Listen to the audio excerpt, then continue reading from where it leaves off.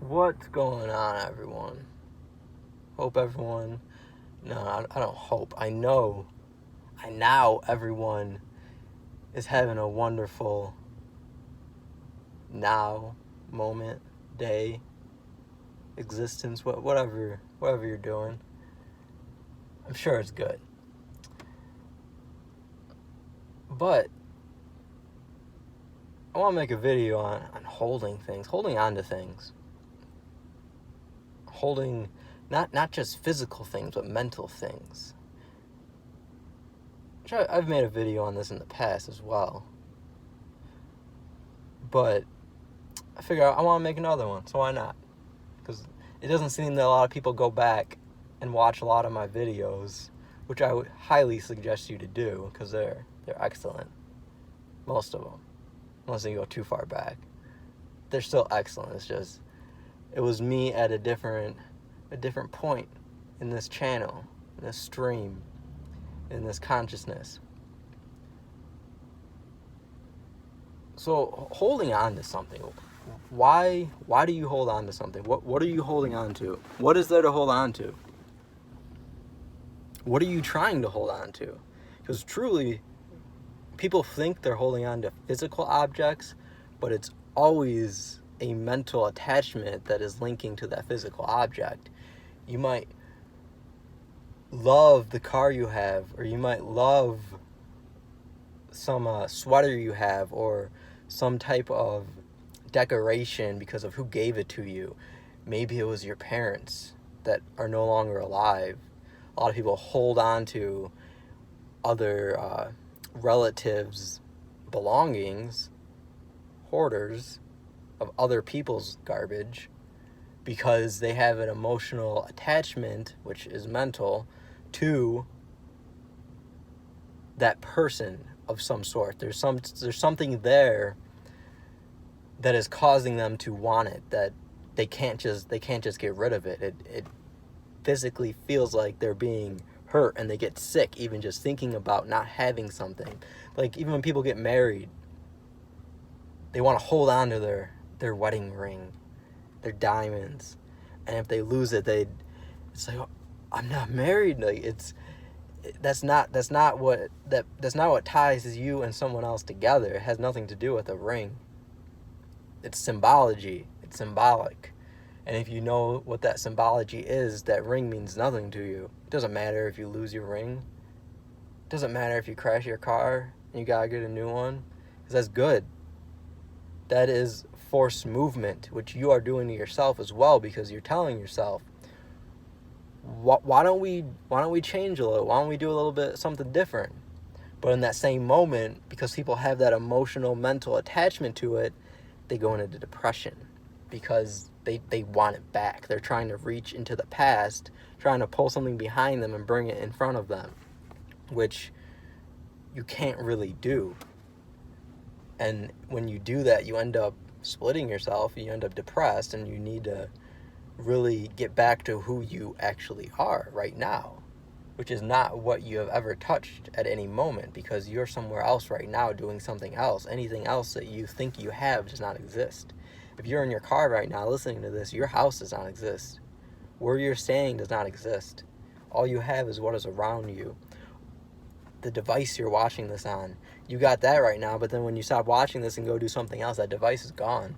You got to lose attachment to it, as if you came back to your house and it burned down. Oh well, good. Now you can go and live somewhere else. Now you can go and do something else. Which you can also get into the whole debt thing, and how that is a chain, that is a linkage to something that really isn't there. Monetary, it doesn't exist. It's fiat currency. It's fake currency. None of it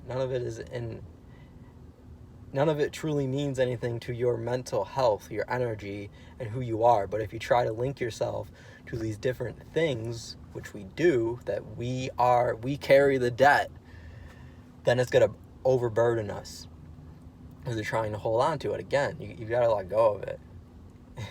It's all a game that the system itself is, but I'm not going to get into that in this video. You need to let go of what you are attempting to hold on to, because it's the only thing that will free you. That's how you get freed. That's how you get out of jail. That's how you get out of the prison and turn into the prism, which shines light at all angles of all different colors and shades. Because it's beautiful when you're in the prison, but if you're in the prison, you're locked in a box with bars that are going up and down vertical, and you can't really climb a bar vertically. You slide down the firehouse pole. You go down into the hole on the pole. To climb bars, they need to be horizontal. They need to be in a different way. Or like monkey bars.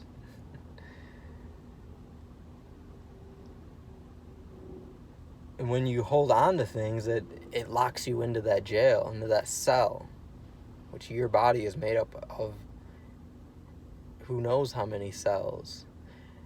And when you lock yourself in a cell, you're locking yourself in a particular part of your body as well. That's why people have different issues and emotional attachments to how they physically look, because there's things literally locked up in their cells that are causing it. They're energetic materials, but we can see them as physical as well. And if you clean out your body, your temple, it will release. You can release hold of a lot of things that you think you have ties to, because we ingest things in different ways, and it ties what we're ingesting into what we're doing. And if it gets stored in our body, then we end up holding on to it mentally as well. It goes both ways. You can just hold on to something mentally though, but then at some point it's going to end up in your body, because then you're thinking about it so much that you're going to be ingesting something, and you're going to put it inside of you, and it's going to stay inside of you. And you need to cleanse. You need to clean yourself. Get rid of all of the programs in your mind. Brainwash yourself. Wash your brain out. Literally, get a lot of water in your brain and wash it out. Clean yourself. You got to release holds on the bars, so that, that's why the prisoners, they hold on to the bars. You got to release that so that you can be free. Because you can fly. It's just that you're holding yourself down, and you keep falling into different holes, deeper and deeper and deeper. But then at any moment you can realize that I pulled myself all the way down here into this hole, but I did it by doing the same thing over and over, so I can get out of it as well. Because it's all a repeating process. Because the whole is the whole. It's everything. It's all that there is. It's all that you're looking at. And when you realize that everything you're looking at is just everything you're doing, it's not even what you have. We don't have nothing. We're just out here experiencing what we walk into. Whatever moment, situation appears in front of us is what we deal with. That's the cards we've been dealt at that moment. And we're the dealer as well, because we give ourselves the cards, but then we play with them. And we disguise the dealer as someone else so we can really play the game. But you're the whole thing. You've done it all.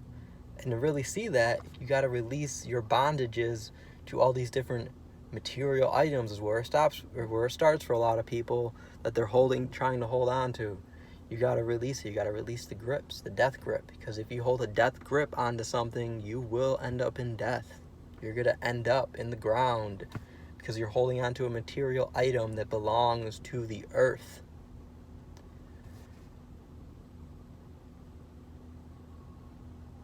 And we can start with it mentally as well. You can mentally get past mental blockages. Like, people are afraid to do certain things because they're afraid of how people are going to react. They're afraid of how people are going to think of them. But you have no idea, because you're making those thoughts up in your own mind. It has nothing to do with them. You don't know what they're thinking, and you never will, because that's part of the game. You can't guess what someone else is going to say to you. You just have to say what your piece is, your part of the puzzle at this moment, and then see what comes out of it. You can't be afraid to say something. You just got to open your mouth and let it out. People are way too afraid to talk because they're holding on to insecurities. because they're in security. They're in the prison. They're being watched by the warden, the words. Instead of you using your words to dictate and control, in a sense, your reality and what you are and what you're experiencing, you're allowing other people to put words in your mouth. Don't let people put words in your mouth. You gotta let go of it. You gotta be free.